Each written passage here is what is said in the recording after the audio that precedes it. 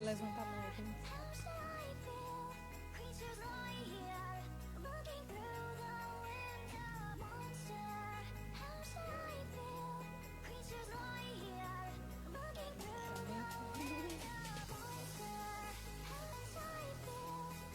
Pode falar? Pode falar que você quiser. Não?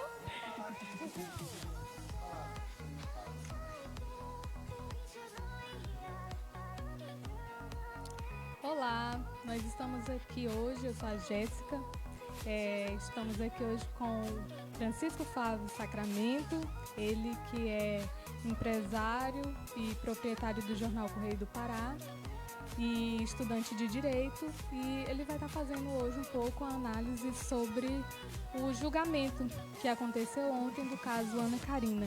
O julgamento que demorou mais de 10 horas. Foi um julgamento bastante cansativo para todo o júri, para todos os que estavam presentes. Muitas pessoas acompanharam, porque o caso foi um caso que teve bastante repercussão, inclusive repercussão nacional. E todos nós estávamos atentos a esse caso. E hoje a gente vai falar um pouco sobre isso.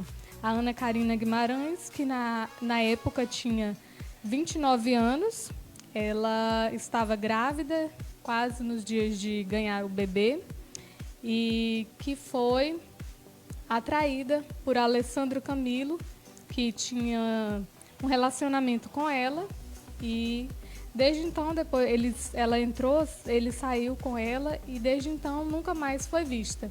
E a mãe de Ana Karina procura ela até hoje, e a mãe dela, após o julgamento, que ele teve uma pena de 24 anos. A mãe dela está inconformada, né? Então a gente veio falar um pouquinho sobre isso hoje. E o Flávio vai esclarecer um pouquinho a respeito de como que é o julgamento, por que que ele cumpriu, teve uma pena de 24 anos. E, na verdade, o que acontece é que daqui a alguns poucos anos ele já vai estar em liberdade, né? Olá, os ouvintes, os assinantes do Correio do Pará e desse canal. Quero enfatizar que este crime que aconteceu aqui em nossa cidade foi um crime, como já citado pela Jéssica, de repercussão nacional. E tem uma particularidade que pouca gente sabe, e eu vou revelar aqui agora para vocês, para a Jéssica principalmente. A Ana, eu tenho uma filha, né? Uma princesa que é sobrinha da Ana Karina.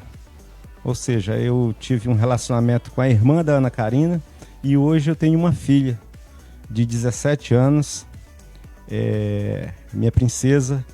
Então, eu tenho uma certa proximidade com a família da Ana Karina, principalmente com a mãe dela, Dona Iris, uma senhora que não poupou esforços, incansável, no intuito de esclarecer, de procurar saber o que realmente aconteceu com a filha dela.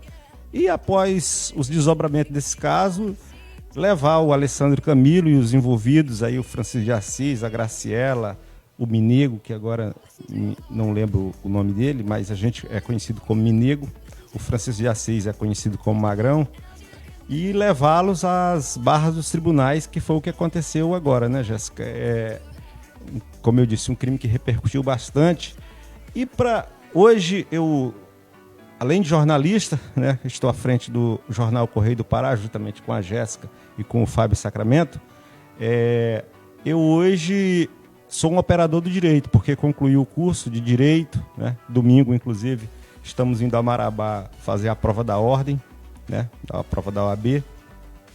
E quando a gente fala de um caso desse, a família, principalmente, ela questiona a morosidade da justiça.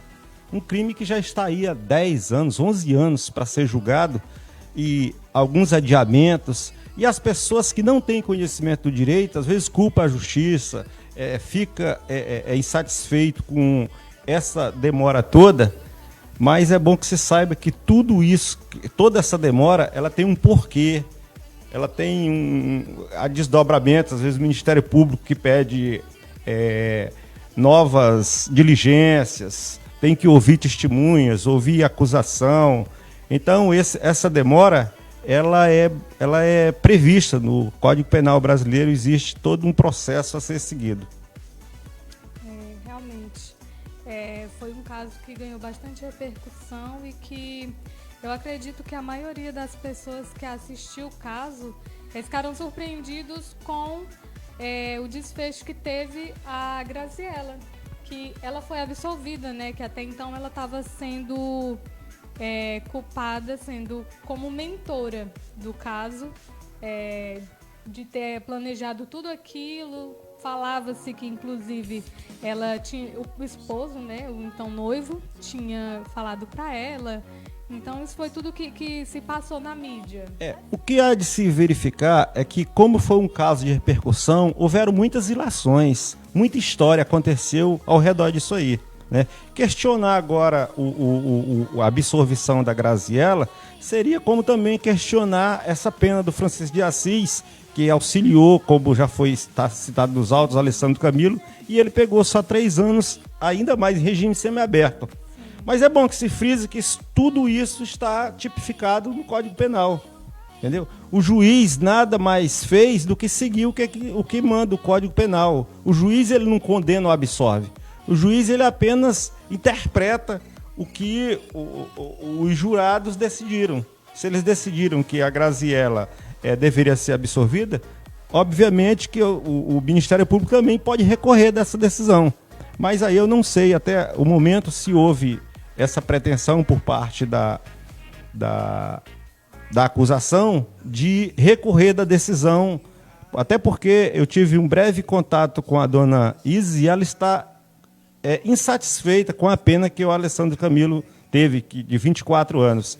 Que, claro, ela na condição de mãe, ela queria que ele pegasse 100 anos, mas não funciona assim. A pena do Alessandro, segundo o Código Penal, está tipificado entre 12 e 30 anos. Ele pegou 24. Mas aí, hoje também, a gente começa a pensar, 24 anos, ele já passou 7 presos, né? Então, isso aí tem que ser abatido e verificando as atenuantes que pode haver, como bom comportamento, como trabalho durante a prisão, leitura de livros, etc. e tal, o Alessandro Camilo pode estar na rua dentro de 3, 4 anos, pode estar na rua tranquilamente. Enquanto que o Francisco de Assis, ele já está na rua. Ele não, como ele está em regime semiaberto, ele não vai ficar preso. E a Graziella foi absolvida, né? Infelizmente ou felizmente, isso é o que diz a legislação brasileira. É o que tipifica o Código Penal brasileiro. O que muitas pessoas falam, né? Inclusive até comentaram lá em alguns posts, eu estive lendo que o crime compensa. Infelizmente no Brasil, hoje a nossa lei ainda é muito fraca e infelizmente acontece esse tipo de situação. Teve uma situação, inclusive, que foi de um moço aí que ele foi condenado, eu sei que enrolou o Neymar, né? Basicamente isso, Neymar, grandes nomes aí do futebol, em milhões, e ele teve uma pena de apenas 3 anos e alguns meses. Não sei se você Jéssica, chegou a ver esse caso. Eu lembro desse caso, e o que acontece hoje, a gente poderia dizer, eu, como operador do direito hoje, eu não compartilho da ideia de que, às vezes, o crime compensa. Na realidade, existem bons advogados, né, que conseguem defender o seu cliente, talvez melhor do que um ou outro, certo? Então, existem grandes escritórios de advocacias hoje, bem estruturados, onde esses advogados eles conseguem uma defesa que, às vezes, não é o que a gente pensa, o que a gente quer. Se você for verificar alguns casos de repercussão nacional, de crimes hediondos até, de pessoas que hoje já estão na rua, né? O caso daquela atriz da Globo, né? Você lembra da filha acho que Glória Pérez? Ah, sim. Isso, teve aquele caso. Que ele era o ator. Hoje mataram a garota e estão na rua hoje. Ele, inclusive, é advogado. Se formou de dentro da prisão, né?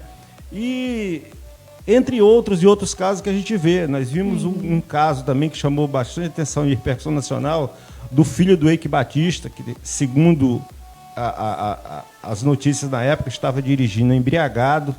Eu não sei se estava, mas foi o que eu li, né? E que ele atropelou um pedreiro e não aconteceu nada com ele. Contratou grande jurista, inclusive um ex-ministro do Supremo Tribunal Federal que o defendeu, e ele não foi condenado. Mas eu quero que os seus assinantes, as pessoas que estão nos vendo, entendam que o juiz nada mais faz do que interpretar a lei. Isso é o que está escrito lá, que se a pessoa tem bom comportamento, se a pessoa ela lê dentro da prisão, se ela tem trabalho, ela tem atenuantes que diminuem o tempo de reclusão dela. Então é o que diz a nossa lei. Para mudar isso aí, só o Congresso Nacional. E eu tive ontem acompanhando a advogada de defesa da Graziella. Ela colocou um caso lá que ela falou sobre eram primos que eles fizeram uma venda, um tipo lá. Eu sei que um rapaz, ele ganhou uma grande quantia em dinheiro e ele simplesmente sumiu.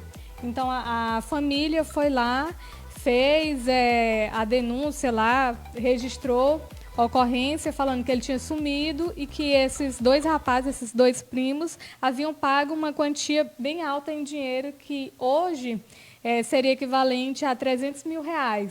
E esses primos, eles foram julgados, condenados, e depois disso, 15 anos depois, esse rapaz que teria sido morto, que sumiu, simplesmente pegou o dinheiro, fez igual o pessoal da Mega Sena, anoiteceu e não amanheceu, ele apareceu vivo. Então, eu acredito que um dos fatores que, como por ser júri popular, então as pessoas elas têm que se focar naquela história ali que a advogada de defesa contou. Então, ela fez um ótimo trabalho, né? Que ela conseguiu fazer com que a Graziella fosse absolvida. Com certeza, a defesa da Graziella obteve sucesso. E o que a gente aprende na faculdade é que o advogado ele não defende pessoas. O advogado defende direitos. Então, eu já me deparei com algumas situações de eu pensar que, quando eu me formar, será que eu vou defender estuprador? Será que eu vou defender uma pessoa que matou uma criança? Na realidade, o operador do direito, ele defende direitos, ele não defende pessoas, não. Então, o que está tipificado lá no Código Penal é que todo brasileiro ele tem que ter uma defesa. Isso é obrigatório, entendeu? Então, obviamente que tem alguns advogados que defendem brilhantemente, outros nem tanto, mas isso aí vai de quem contrata o advogado, de qual o escritório que ele procura.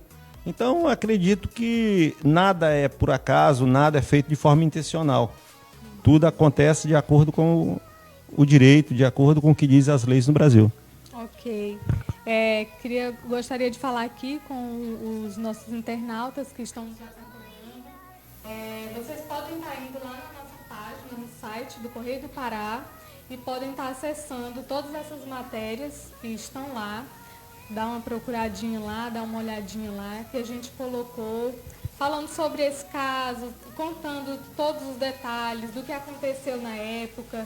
Então, para quem ainda não conhece o caso, ainda não sabe dos detalhes, porque o caso foi bastante explorado, mas quem quiser pode estar indo lá no site do Jornal Correio do Pará. E também a gente gostaria de agradecer a todos que estão acompanhando aqui a nossa live. E também pode estar compartilhando nossa live. Se você quiser fazer algum comentário, nós estamos aqui. E você pode estar indo na página do Jornal Correio do Pará. Página do Correio do Pará, que eu vou conseguir estar lendo o seu comentário. E também, quem quiser seguir a gente no Instagram, é Jornal Correio do Pará Oficial. Pode estar seguindo lá a gente, pode estar mandando seu recado, fazendo denúncia, que a gente vai estar aqui e vamos estar atendendo seus pedidos. Você tem mais alguma Ok, foi um prazer conversar com vocês aqui, Jéssica, e dizer também que na qualidade de jornalista nós estamos aqui para atender os nossos leitores, nossos clientes, dizer que o jornal Correio do Pará também tem uma edição impressa, né, que está circulando agora de forma quinzenal, mas temos uma edição impressa e, como você já deu os endereços aí, as pessoas que quiserem nos seguir, eu agradeço e estamos aqui. Precisar de nós, estamos à disposição. Tenha uma boa tarde, muito obrigado. convite, né? preparado esses dias, vai fazer a prova da ordem. E a gente, eu costumo falar que eu não desejo sorte, eu desejo que todo conhecimento, como ele tem se empenhado, então, todo conhecimento que ele consiga se lembrar lá na hora, porque sorte realmente é uma coisa, eu não acredito muito. Mas é isso, pessoal, a gente gostaria de agradecer todos que estiveram aqui com a gente, todo mundo que comentou, todo mundo que compartilhou a notícia.